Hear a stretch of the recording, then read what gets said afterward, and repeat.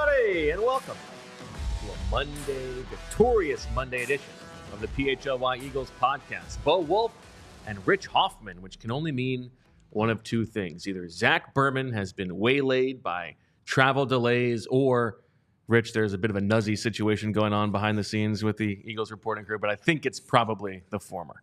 I think it's probably the former, but, you know, I think we're going to need some confirmation in the following days. If Vince is going New York Magazine behind the scenes here and putting out some fires. Yeah, we'll find out. And it's a big day because it is the eve of the release of the franchise, The Eagles, A Curated History of the Birds, written by Zach Berman. Get your pre-orders in today. Last day to do so. This bad boy drops tomorrow. You're going to want to devour it all for the Eagles fans there. You can see the beautiful cover right here. But we do have a lot to get to. We will get Zach back on the show tomorrow with Fran as well. But, Rich, day after, a game in which the Eagles all but dominated, save for several key examples of not doing so and giving away points. You know, they outgained the Saints 460 to 219. They shut down this vaunted Saints offense, and you feel good. Bit of a proof of concept game to some degree, but there's also so much to talk about, to hand-wring about Nick Sirianni and Jalen Hurts' continued problem with turnovers. How are you feeling as a fan the day after? Like, what's your just sort of level-headedness?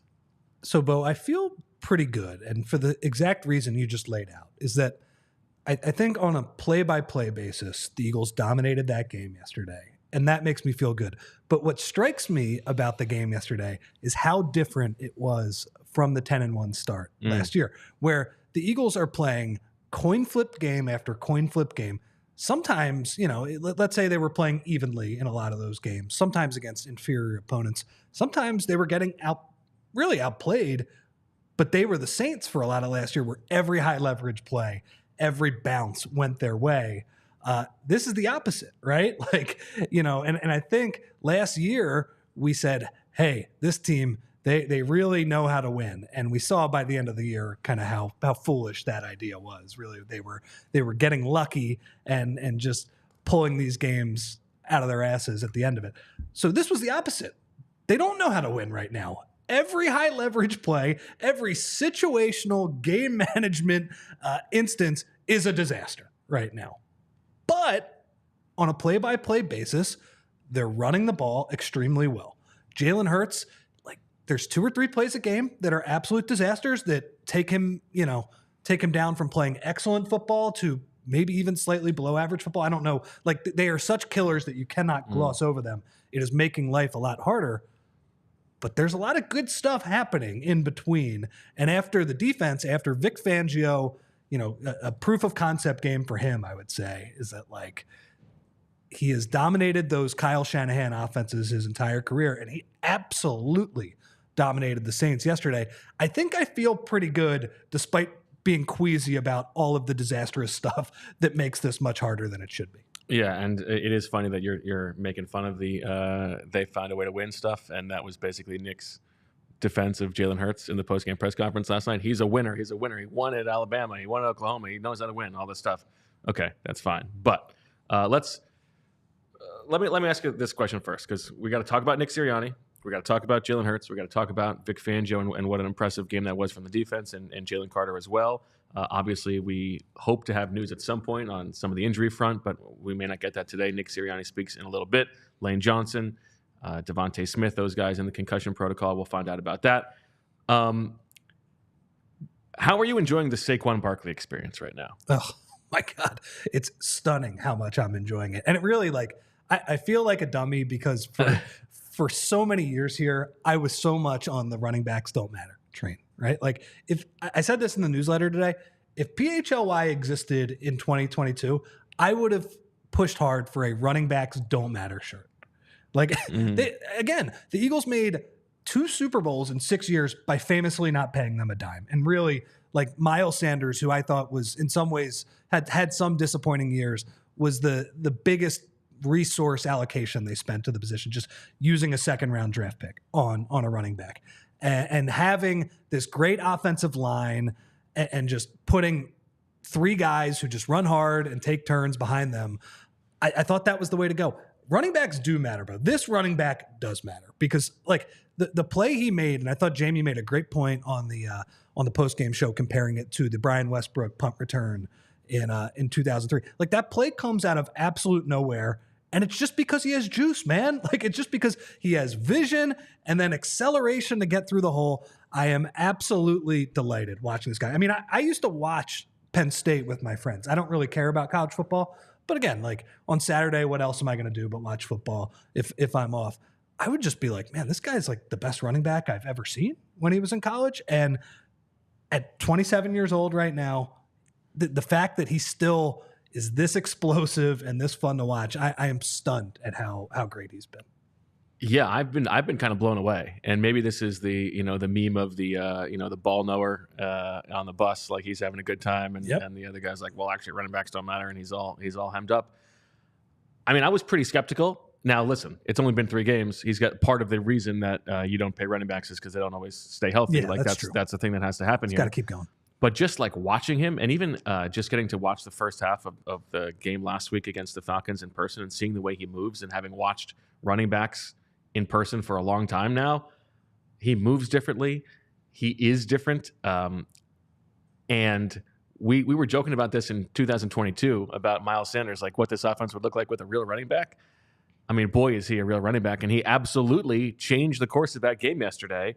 He's been amazing. He's been everything that they could have possibly hoped for. Only the 3rd time this century, Rich, that the Eagles have had a running back have more than 90 yards rushing in 3 straight games, first since Shady in 2011. He's been awesome, and he's been probably the best player on the team over the course of the first 3 games. He really has. Do you know DeAndre Swift's numbers? I know that they're very bad. I'm looking at it right now. 37 carries, 68 yards through 3 games. Now, in fairness, I think the Bears have like maybe the worst offensive line in the NFL, but the idea that kind of the reasoning behind the Saquon Barkley signing was DeAndre Swift was leaving meat on the bone. Like he was getting holes blocked up for him. He was getting running lanes, but he was not making guys miss after that, after contact.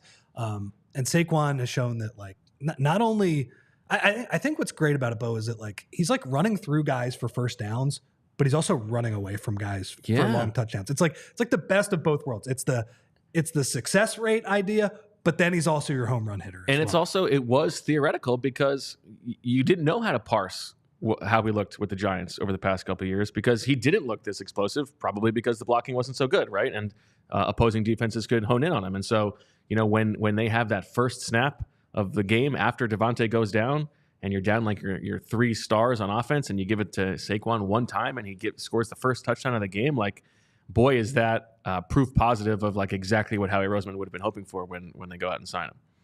Absolutely. I mean, $12.5 million is a complete steal. Like, again, like if they have an average running back yesterday, they're not winning that game just because he has the ability to hit that home run.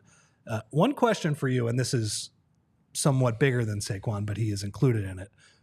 Through 3 games, what is the letter grade you were giving Howie Roseman's 2024 free agency? It's a really good question. And I was hoping to have this conversation with Zach a little bit about, one of the things that he has talked about with respect to Howie Roseman. And by the way, we do have a nice Saquon Barkley shirt up for sale on the PHLY locker. And that is in his book, is the idea of Howie's differing skill sets of building a roster that's rebuilding and maintaining a roster. And like the Saquon thing obviously has started very well.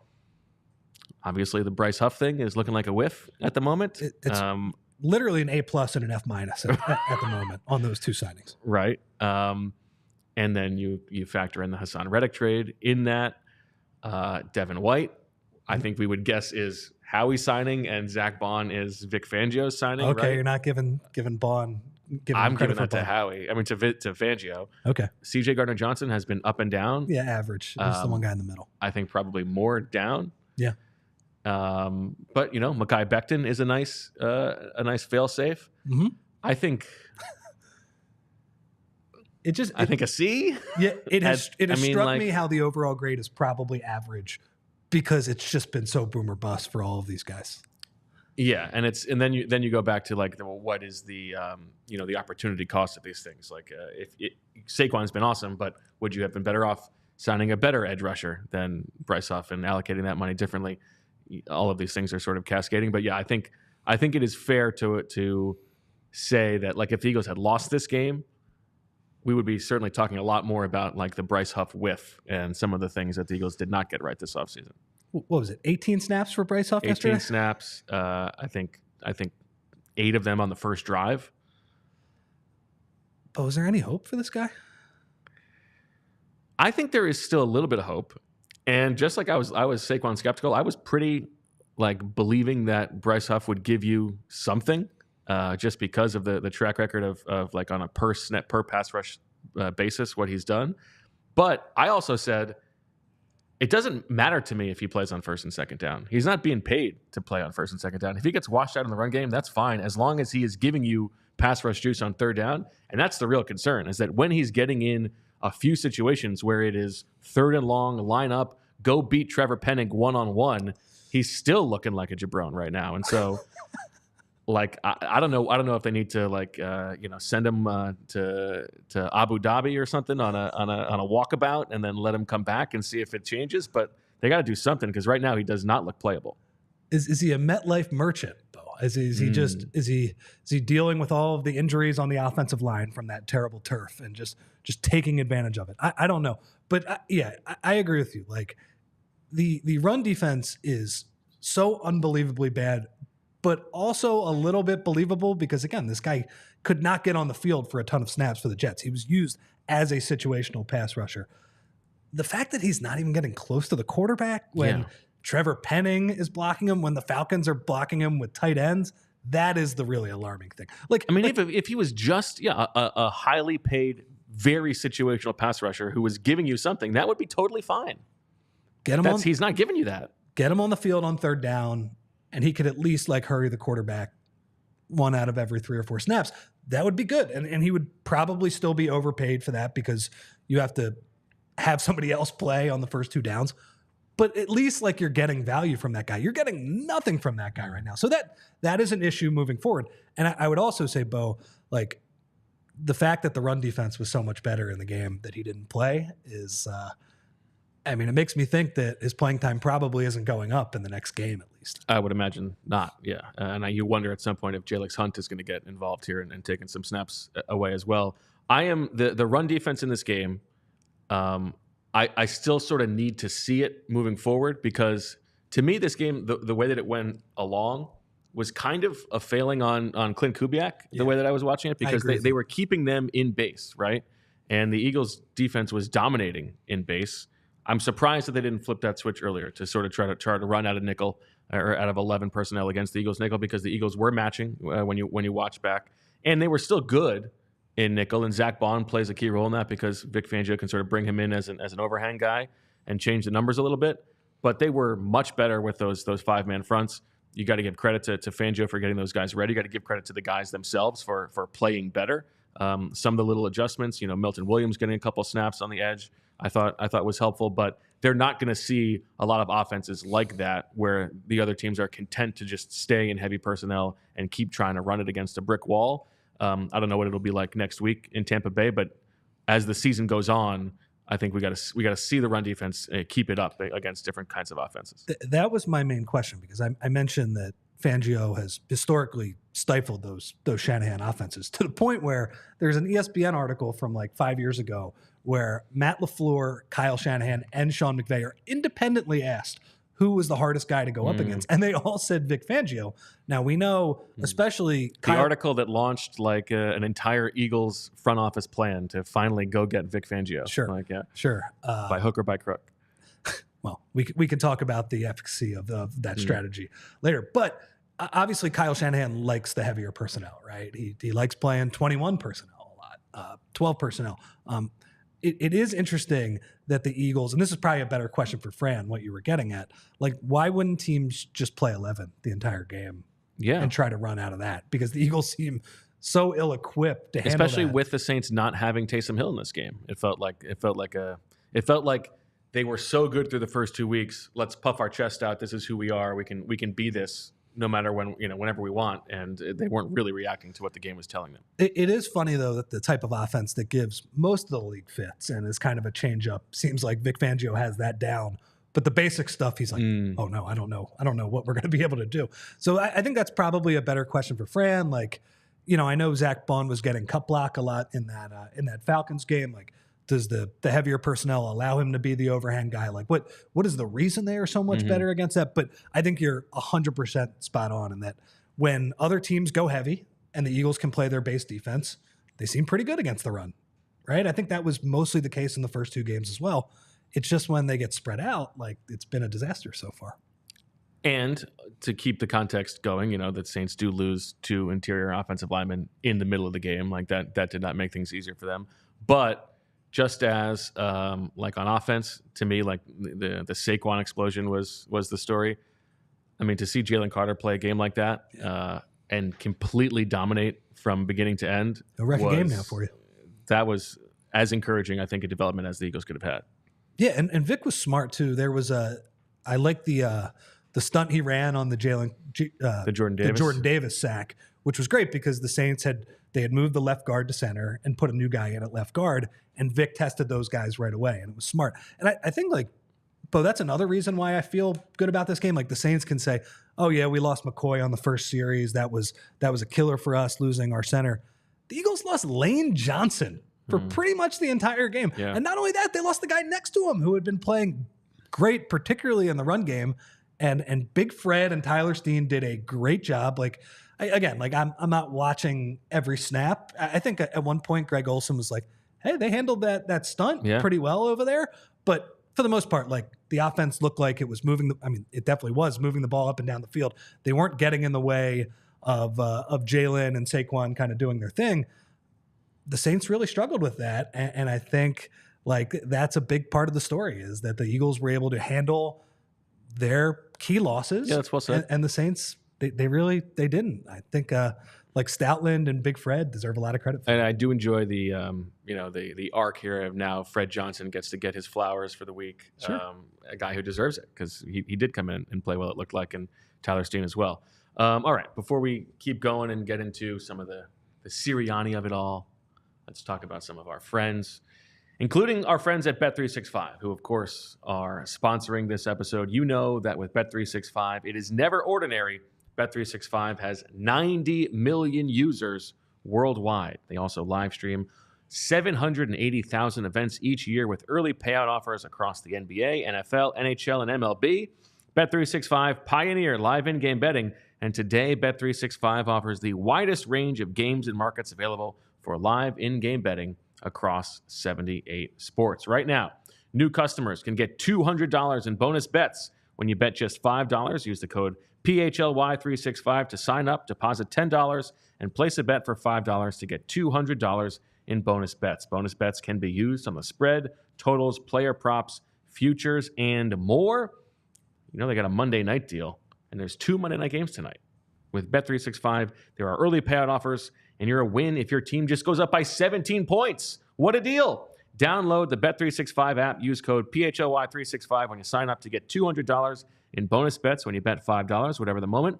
It's never ordinary at Bet365. Must be 21 or older and physically located in Pennsylvania.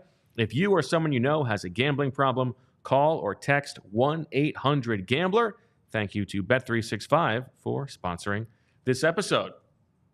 And now we talk about our friends at True Mark Financial from right over there where Zach went to high school.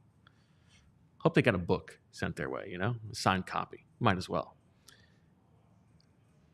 What True Mark Financial is bringing to the table for you, the home equity line of credit, the HELOC. Kind of felt like Vic Fangio put Clint Kubiak in a HELOC yesterday. A HELOC allows homeowners to borrow against home equity with a variable interest rate, preserve your savings, and get access to funds as needed for big renovations, education expenses, or emergencies. Use TrueMark Financial's budgeting tools to help you save for special purchases like limited edition merchandise or 50 copies of The Franchise by Zach Berman. By transferring as little as $5 a week, you can get up to, or exactly $260, more than enough for a Kelly Green jersey. TrueMark Financial is federally insured by the NCUA and is an equal opportunity lender. For more information, visit truemark.com/PHLY. That's TRUMARK.com/PHLY. All right. You want to talk Sirianni or Hurts first? Sirianni. All right, let's talk Sirianni. We buried the lead a little bit, but that's okay. Do you think this is a well-coached team right now? No. Well, fair. It might be well coached in terms of the stuff that is unquantifiable, right? Like the getting them to play hard in this game. If whatever degree he is responsible for that, good job. I think the offensive scheme has been pretty good 2 of the 3 weeks. I wasn't as impressed against Atlanta. It felt like that was a lot of Jalen running around, making plays with his legs. And for the most of that game, he did a really good job. I think the defense for 2 weeks was not great, but the defense was obviously very well coached yesterday. But in terms of game management and just like, I know I sound like least common denominator talk radio caller right now. They just like, can you line up correctly?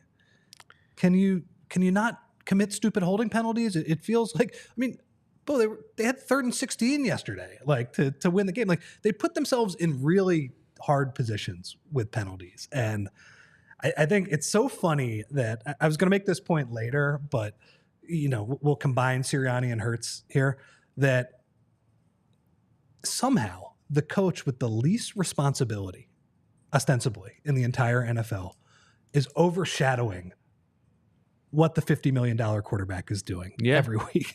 Like Zach and you also made this point because of the craziness at the end of the Atlanta game. It took until like Wednesday to be like, oh yeah, that was a terrible pick that Jalen Hurts threw at the end of that game. Yeah. Oh yeah, by the way. And I feel like this is the other side of the coin where it's like, oh yeah, all we're doing is talking about Sirianni and the craziness in the first half and the sloppy football. Yeah, maybe we should step back and say, man, that was a big boy drive from Jalen Hurts at the end of the game without the right side of his line. Yep. The right side of his offensive line and his 2 top receivers. 2 of those guys are all pros. 3 of those guys are Pro Bowlers. And he got them down the field. Like, look, I know it was a nicely schemed up play. Good job by Jahan Dotson, who is the Rudy Gobert of the Eagles offense. Screen assists. Because he doesn't do anything else. Like he's not coughing on my microphone. No, and he's not doing that either. And he's not screwing up for France in the Olympics as well. So that was a nice play, and obviously, like Dallas Goddard was schemed up, he was open. But I think you got to give Jalen credit. But we're talking about Nick Sirianni's first half, and it's amazing that the guy who really should be in the background, who really should just be kind of the figurehead coach of the team. He's being talked about in his local market more than any other coach in the league. It's unbelievable. And I think that it is entirely predictable. And that's what is interesting to me here is all offseason we spent talking about like what is Nick Sirianni doing here? And it felt like, maybe this is too much. He's going to have stuff to do. What's he really doing? And it has turned out to be the story of the season so far. Right? And so to some degree, the way that this has turned out, where Nick Sirianni is responsible for game management stuff, and he's messing it up, which he did again in this game. Yep. And like sideline demeanor being improved, and that hasn't gotten much better either. It is sort of like Jeffrey Lurie should have seen this coming, and maybe Jeffrey Lurie did see this coming. And so I go one of 2 ways on this. One is I think that they thought that what they have built was this thing that was sort of head coach proof, right? We have this roster that is really good. We are bringing in 2 extremely competent coordinators. You keep your hands off. And as long as you just like check the boxes every day, we'll be fine. That has not necessarily been the case. And then also you're expecting that he's going to go along with that. And like the comparison of Nick Sirianni as a CEO type coach to John Harbaugh or Mike Tomlin, we talked about that's not a fair comparison because those guys are the most important people in their organization. Those are head coach centric organizations. This is not. He's taking a back seat. And so Nick Sirianni is a proud guy.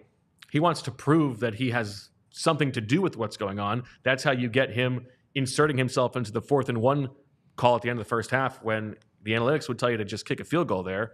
And he's saying, no, I want to prove that we have this special play we can go get a touchdown for, and I'm going to make the play call. Like, okay, like just take a step back. This is not your job.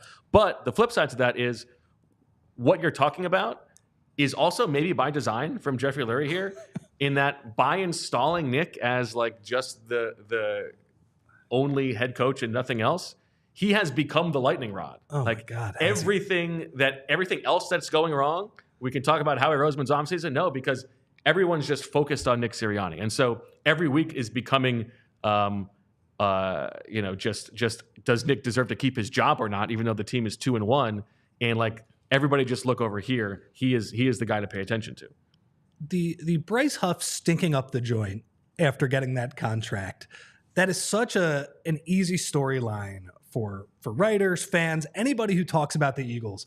And it has been relegated to the D block because the A to C, A and B is Sirianni and C is Hurts. So like, it's unbelievable. And Bo, I am kind of laughing thinking about the week where Jeffrey Lurie, I know he was supposedly on vacation. There was bad weather in Philadelphia. We couldn't hold a press conference.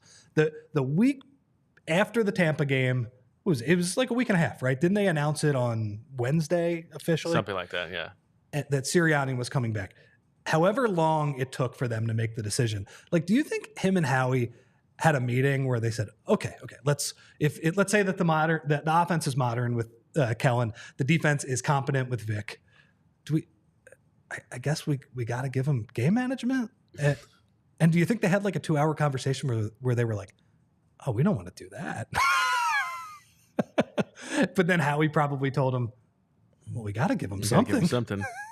Yeah. It's been a disaster. They gave him something that he is not equipped to do. And not only that, to your point, he is injecting himself into the game in a way to just show that he is involved. Look, they are 2-1. I think there are reasons to be excited about this roster and the upside moving forward. But the simple decision of we're keeping Nick Sirianni in this role has been really rough through 3 games. I feel like Nick Sirianni's in-game management is the only case I've heard so far for AI. Like, he's the one who could be replaced by just a robot to just make those decisions. Yeah, I don't everything else, let's get rid of AI. I don't want it with movie scripts or anything like that. Nothing like that, but this one could work. I mean, we've talked about it, but and Zach made the point. It's like a blackjack guy who doesn't have any consistency, and it's hard to believe that the decision to go for it at the end of the first half was not informed by all the flack that he got for going for it on Monday night. I think like the bull case is you get to the bye, you have Jeffrey Lurie can just have a conversation with Nick Sirianni, like, just calm down, my man. Like, you're going to get to the end of the year, you're not going to get fired. Just take a step back, relax. Like, just let the game happen. You don't need to prove every game what you're doing. And to your point about the penalties, I was curious about that as well, because it does feel like a lot of procedural stuff. They have 14 penalties on offense this year. 10 of them have been those ones that you would say were coaching. So false starts, illegal motion, pre-snap, pre-snap, or illegal man downfield. Because I feel like that's inclusive of that, and that's the second most of those type of penalties in the league. So like that is bearing itself out. I think that there is you can get to the bye, everybody takes a step back. I mean, the team is 2-1 despite Nick bungling this stuff and Jalen Hurts turning the ball over all the time. Like there is obviously hope under the hood. We're talking about them like they're 0-3, but I'm excited to look at the DVOA and the EPA from that game. I think they're gonna look good. People are gonna defense for sure. People are gonna say, "Hey, look, that was a dominant performance, particularly defensively." But again, the offense moved the ball, and to do it without AJ is really good. But yeah, it's been rough. And I think like the point you mentioned too about how the one decision yesterday that just drives me crazy is to not kick the field goal at the end of the first half. Like, I understand that there's a conservative group of Eagles fans that play football the right way, all those things, that didn't like that he went for it on 4th and 3 from, what was it, like the 38, 40, whatever that was. That's fine. Their execution was bad. I kind of thought bad play call. Yeah, it was a bad play call. I didn't like that. I'm fine with that. I am never going to kill Nick Sirianni for doing that. But the one at the end of the half, to do that and also run a trick play, like I feel like I always hear, oh man, that's way too cute. And I think like, I don't know. I think there's more that goes into it than the idea of being too cute. No, that was too cute. That is like trying to win. And again, the fact that that was Nick Sirianni's call, like I think it's fine for Nick Sirianni to tell Kellen Moore, hey, if it's 4th and 2, if we get X amount of yardage here, we are going for it on 4th down. I'm sorry. The play call has to be Kellen Moore's. Just has to be. Yeah, but it makes sense in that case because the only reason to go for it is to try to get a touchdown. And to go for a tush push there so that you can have one like really quick, corner fade to the end zone on is not worth the upside. And so to do it because you think you can surprise them and score a touchdown on the play, in theory, makes a little bit of sense. He's all about surprise. Just run behind your good offensive line. Right? But it's like the proving what he has to do. And so you get all these plays of lining up and trying to draw him off sides. And by the way, that might have been the opportunity for it. But like players, not plays, attack. Like we're the better team. Just go out and line up and beat them. Like, I don't know. But you're onto something because going out there and just relying on your players is a Kellen Moore. That is under Kellen Moore's purview. Right. And it's not the game management aspect of it is Nick Sirianni. So if they run the trick play, it's, oh man, Nick's managing the game great. It's just he needs to do less. Well, I was talking about this with Anthony this morning about like the long-term arc story of, the Eagles' relationships with their head coach, the Jeffrey Lurie and Howie Roseman, and how that stuff with Doug and potentially now Nick can sort of sour because those two guys, Jeffrey and Howie, it's important that they have a heavy hand in the way that the organization is run, and probably for the good. I think they are generally steering things in the right direction, right? But that means that you need a head coach who's willing to take a back seat on that stuff, so that limits your pool in the beginning to some degree, right? Then when they come in and things go well and you win a Super Bowl or you make the Super Bowl, all of a sudden that head coach is less likely to want to be able to take a back seat. They're becoming a star themselves. They need to prove themselves. And so the tension grows because they don't want to just take a back seat and just listen. And so like if Nick Sirianni was 2021 Nick Sirianni this year, I think he would be making different in-game decisions. They're like my favorite soccer team, Chelsea, that just runs through managers, like Hall of Fame managers. And they just keep running through them just because they have a heavy hand in doing that. I'm kind of wondering, they haven't hired one in a long time. I mean, basically my whole life. Do they need a defensive head coach? Because again, they're gonna meddle on the offense. They're gonna like the Doug Peterson. I felt like Doug in 2019 when he had to go to meetings and Jeffrey said, "Doug, you're not throwing the ball enough." When he's like, we were running for 6 yards a pop and we won the game. Like, what's wrong with that? I felt more sympathetic for Doug in that regard. But hey, like at least Doug was he had the responsibility of being the offensive coach. When you take away Nick's responsibility, like again, you're so right about the AI thing. This just needs to be automatic. This just needs to be whoever is the modern version of Ryan Pagnetti in Nick's ear saying, okay, this is an obvious go for it situation. This is an obvious kick situation. This one's on the fence. You actually can make the decision here and say that, because that is what worked in 2017. And I'm surprised that they don't mandate that that's not how it has to be moving forward. It's the proven track record. I mean, I wonder if it will get to that point. I know. I think that's possible. I think that's like a bye-week possibility. Like, Nick, I'm sorry, you did it your way. Now you got to do it our way. It's frustrating. I mean, this whole conversation, I don't want to be talking about game management every week. Because again, you mentioned... We should be talking about Dylan McMahon. But I know. You mentioned your conversation with Anthony Bo. I got to say, and this isn't really just Anthony. This is, my friends, my family, all these people. But why do Eagles fans love field goals so much? They love it. They love kicking the ball. They all talk about dogs and toughness and, they want people who can play in Philly. And yet they are obsessed, no offense to Jake Elliott, with a little 5'8" pipsqueak kicking a ball through 2 pipes for less than half of the points that you get for a touchdown. Yeah. It's unbelievable. And I understand, like, the field, Nick should have kicked the field goal at the end of the half yesterday. But that's the thing. It wasn't analytics. The numbers say, like, hey, man, like, the game situation dictates that you're only really going to have one shot at the end zone after this play. Jalen Hurts with no receivers, like, you probably should just take the points here. But, man, like, Eagles fans love kicking field goals. It's crazy. And the one time we've won one damn championship. Right. And the time that they did it was when they said, we're not taking the points. Philly special, that was decidedly not taking the points. And it's just unbelievable that we're 7 years after that, and it's just like, we want to win 16-13 every week. Yeah, you would have thought that 2017 would have been instructive for the entire fan base, but that's okay. Not the case. And don't you feel like when the other team has the ball, if they're kicking a field goal, you're pumping your fist? You don't want them to go for it, right? No.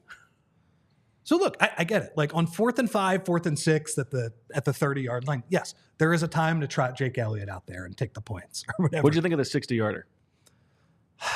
I'd love to see what the numbers were on that. I kind of like that they gave the short field because they gave the Saints not enough time to basically run out the clock with the touchdown. They had the 2 minutes left to score. I understand the idea of, okay, punt, play defense there too. I didn't really have a good feel for that one.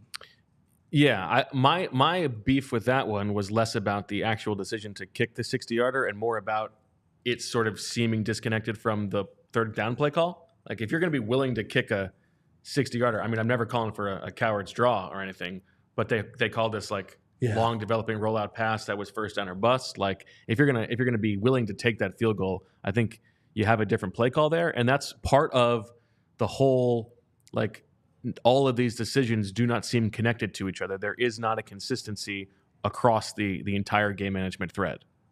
Yeah. So. Okay. Want to talk Jalen Hurts? Yeah. He's been very up and down. It feels like if you get rid of 3 of those bonehead turnovers, we're talking like he's having a good start to the year. I really thought he did a lot of great things yesterday. Eagles, the 5th team, Handsome Rich, in the past decade to start the season 2-1 despite losing the turnover battle in each of the first 3 games. See, I'm positive about that. Look, the turnovers. I'll tell you who the other teams are. So last year's 2023 Cleveland Browns go 11-6 with Joe Flacco make the playoffs. The 2021 Tennessee Titans go 12-5, losing the first round of the playoffs. The 2016 New York Giants go 11-6 and lose in the first round of the playoffs. And then the 2016 Seattle Seahawks, I believe Shields last year on the Seahawks beat, 10-5-1, make the playoffs, win a playoff game, and lose in the second round. Last time the Eagles did this, though, Rich, 2012. Well, and again, that was a very poorly coached team. You could also say a very poorly put together team that didn't make sense. I think what you're telling me is that they might win a playoff game or they might lose right away. Yeah, exactly. I think the Jalen thing is just tough because every individual turnover you can pick apart and say maybe this was not his fault or DeVonta doesn't run a great route or whatever it is. But the arc is long enough now that he has the most turnovers in the league since the start of last season.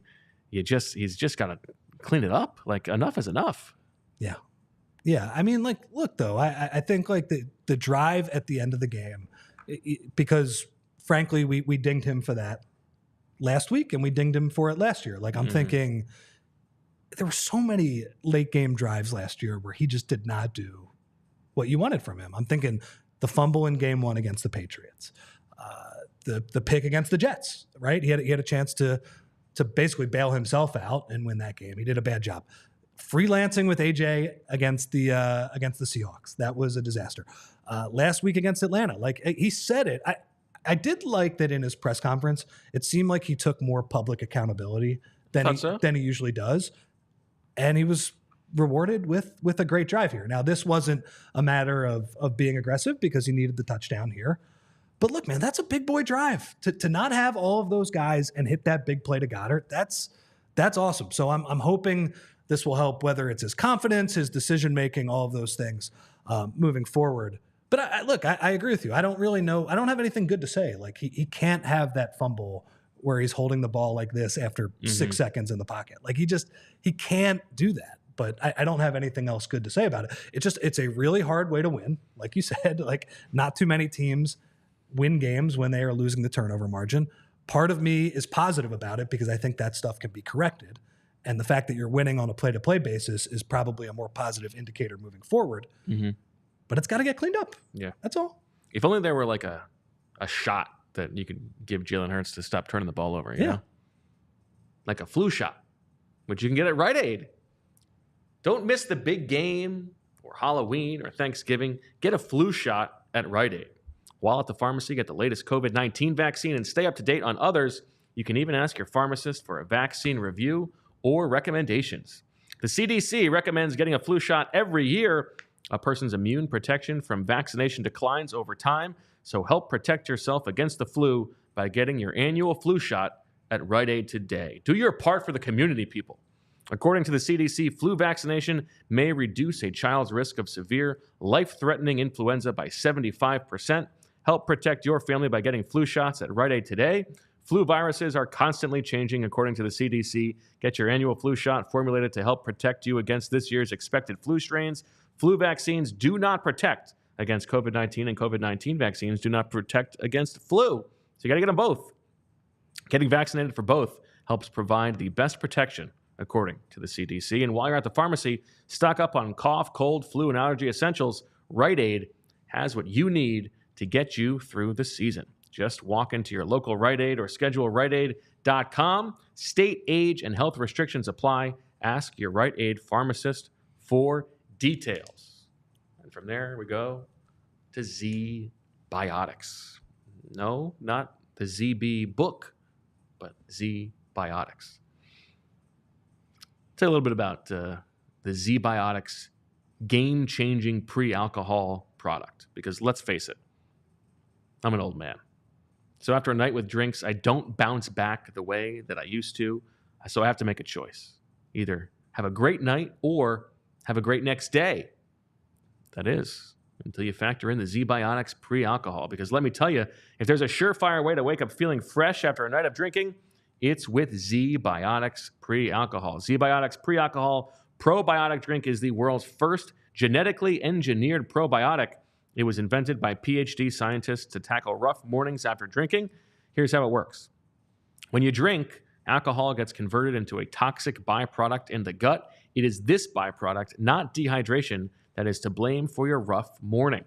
Pre-alcohol produces an enzyme to break this product down. Just remember to make Zbiotics your first drink of the night. Drink responsibly, and you will feel your best tomorrow. Keep hearing about pre-alcohol and wondered what it was actually like. And if you try it, you're going to believe the hype. Go to zbiotics.com/PHLY Eagles to learn more and get 15% off your first order when you use code PHLY Eagles at checkout. Zbiotics is backed with a 100% money-back guarantee, so if you're unsatisfied for any reason, they'll refund your money, no questions asked. Okay. Bo, do you know where Jalen Hurts ranks in QBR right now? I know that he is 11th in success rate and 7th in EPA per dropback. Where is he in QBR? Right in the middle. Okay. 8th. Okay. If you told me at the beginning of the year that he was 8th in QBR, I think I would have taken that. And I see there's a comment in the chat where it's mostly every NFL QB makes the mistake that Jalen gets crucified for. I would say quarterback play around the league, Bo, kind of stinks right now. Even watching Mahomes last night, there's a lot of sloppy football going on. And I do think that is worth pointing out with, living with these up and down mistakes from Jalen. I think what makes Jalen more frustrating is that he is doing 90% of the work very well, I think. If he had the Goddard play, we haven't even talked about Goddard yet, but the Goddard play is the guys in the locker room say Jalen makes that check at the line because the motion tells them it's man and he changes to it and he makes that play. Like, that's huge. If he was having games like Derek Carr had yesterday where they're just not moving the ball at all for the entire game and he's struggling and he's missing some open guys, but that really hasn't been the case so far this year. Frankly, he's been down A.J. Brown for 2/3 of the games too. So I don't know. It's been It's been a little hard to quantify. One thing that did make me laugh, like Jalen Hurts, the man of no emotions, he let out a big smile and laugh yesterday when Reed Blankenship took the mic in the post-game locker room. When Reed Blankenship, who, by the way, is awesome at making those diving interceptions. He is awesome at like making sure the ball doesn't hit the ground. The fact that Reed Blankenship with the ice with the ice on, steps up and is now cosplaying as the emotional leader of the team. And Jalen Hurts, love you guys, man. And Jalen, I'd F and die for this team, man. And Jalen Hurts got a major kick out of that. He was in the background of the shot.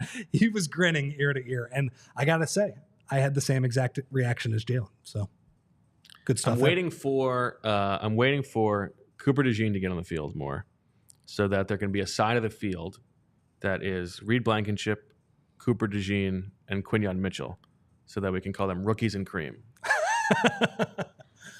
By the way, we talked about that's good. That's the kind of thing that I think about at night. Yeah. Sure. Now I've lost my train of thought. We talked about Fred Johnson and Tyler Steen as the underrated, heroes of the game. Quinyon Mitchell, another nice game. Yeah. Now, do you think he broke that one up at the end? It looked to me like Rashid Shaheed just dropped that ball. Yeah, I think he just dropped it. Okay. That's fair. So maybe we look at it a little bit differently. Yeah, I mean, I thought he was very good other than that. But yeah, that was the one where I was not necessarily giving him credit for it. But he also just needs to catch one of these picks. Like he puts himself in great position on an out route. And to be fair, that's what it was like in the summer. Like he has great instincts. His ball skills are not the best, which is, I mean, obviously you take that. Yeah, but sure. that would. I mean, he could have 2 pick sixes based on the way he's broken on some balls the last couple of weeks. He's been good. It's good to see. And I mean, we can ding Howie for the free agent signings, but that's part of the grade as well. And it looks like he at least hit a double with that pick so far, and maybe more, honestly. I think we also deserve to give, or Nakobe Dean deserves a little bit of credit because a guy who I think was talked about in the offseason here as well as like a guy who has underperformed the first couple of years. And it didn't seem like he was going to be the starting linebacker on this defense. He's been very steady. And I know that Bond has been the sort of the pop guy, but I think Nakobe Dean's steadiness in the middle of the defense has been underrated. I don't know what to make of Bond because he's had 2 seemingly excellent games and he was a disaster in the other game. Like he was getting cut block on every other play. And it does go to show like the conversation before this game. Like it was technically the number 1 offense, the Saints, against the number 31 defense, whatever the Eagles were. It's a pretty small sample. And also, they had played Carolina, trash. Yeah, it turns out maybe the Cowboys. And they had played Dallas, kind of looking like a little trashy. I mean, the defense has not looked good the last couple of weeks. And that's the other reason. If again, obviously we are picking apart this game and, Nick's decision-making needs to get better. Jalen's decision-making needs to get better. The fact that they beat the crap out of a team that beat the crap out of Dallas the week before, I don't know. I think that bodes decent moving forward. Yeah, I think so. If we want to talk about Goddard for a second, I do think this is the tough damned if you do, damned if you don't thing because like Goddard was so good in this game that it just makes us angry that he didn't get the ball more last week, right? But very encouraging to see that he could be such a major part of the offense.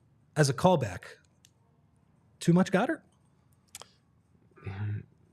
Too much stole, maybe. You know what that was? That is the notification that Nick Sirianni is speaking to the media right now. So there you go. We'll get news from him. Can he bring out the chart?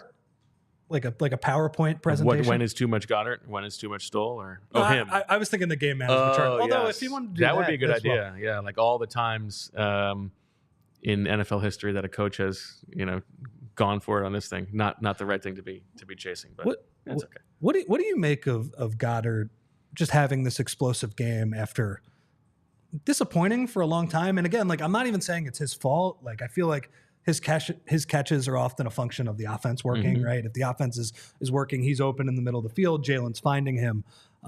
Because I remember you had the pregame bet before the Falcons game, and you thought he would have more catches, and I thought that was perfectly reasonable, and he didn't have it.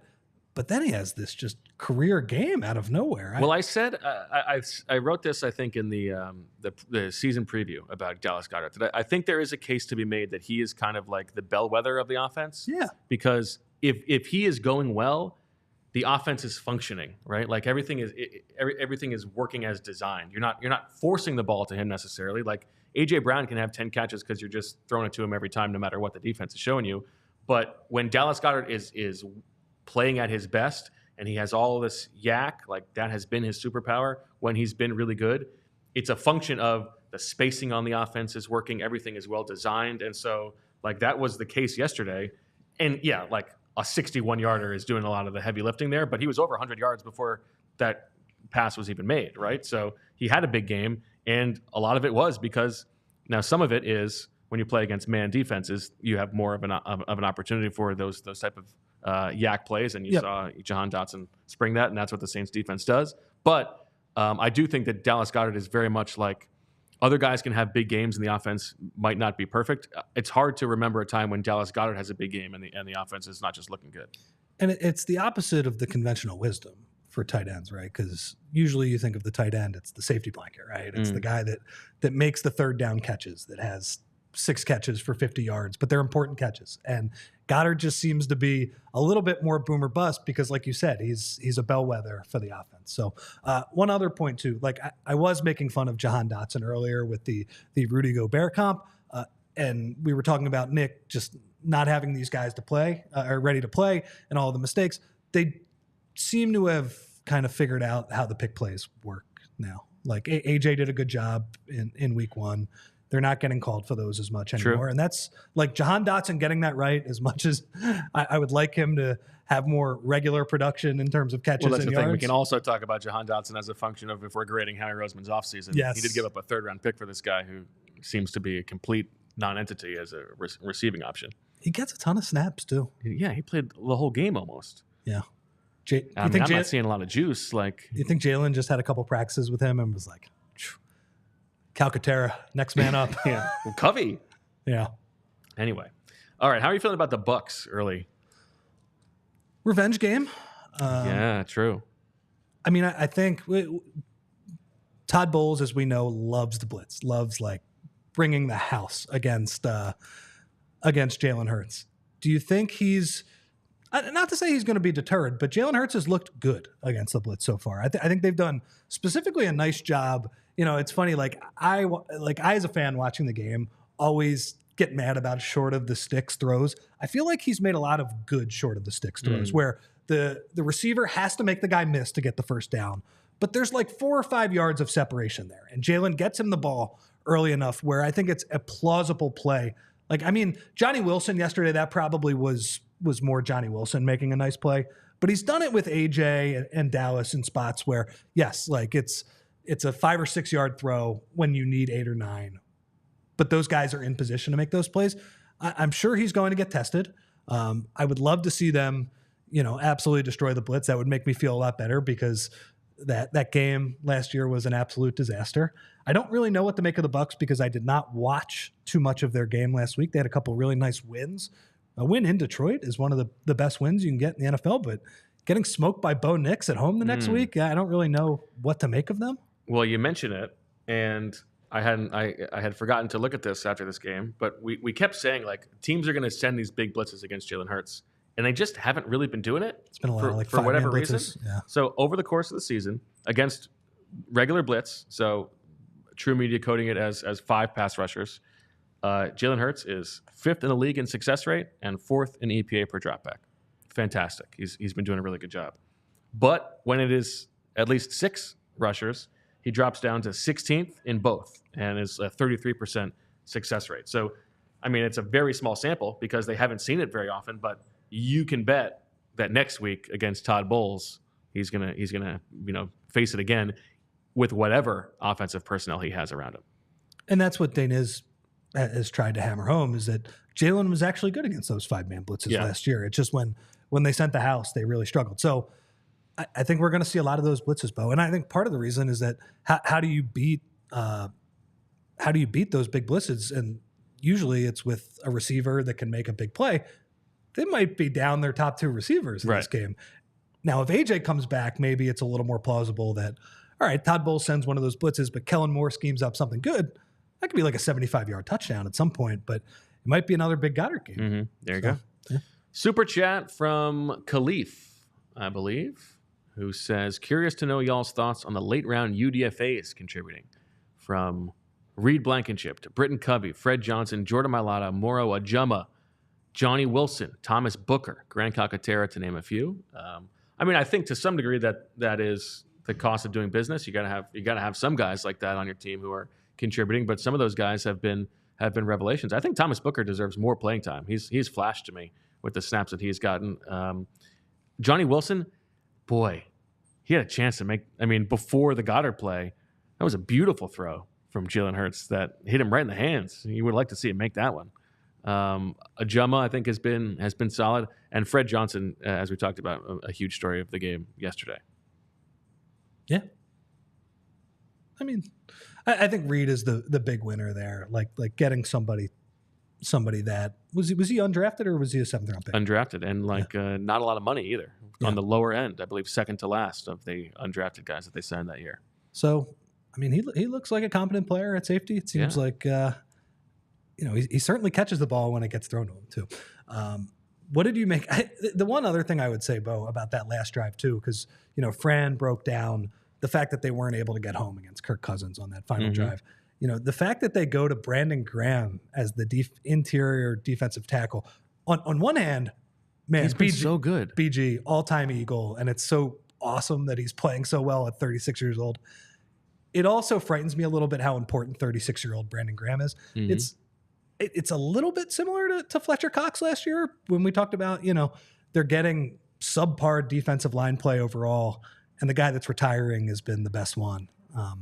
I think this one is probably even more improbable, though. Yes. That BG has been this good. Yeah, because BG last year was a bit player, right? And he's been, I think, on total, their best defensive lineman this year. He's been really good. He played the most snaps of any edge guy yesterday, which I would imagine he did not expect heading into the season. So you're probably right. They need a little bit more. I actually thought Sweat had a pretty good game yesterday. Pass rush, he had a couple nice pass rushes in those must rush situations.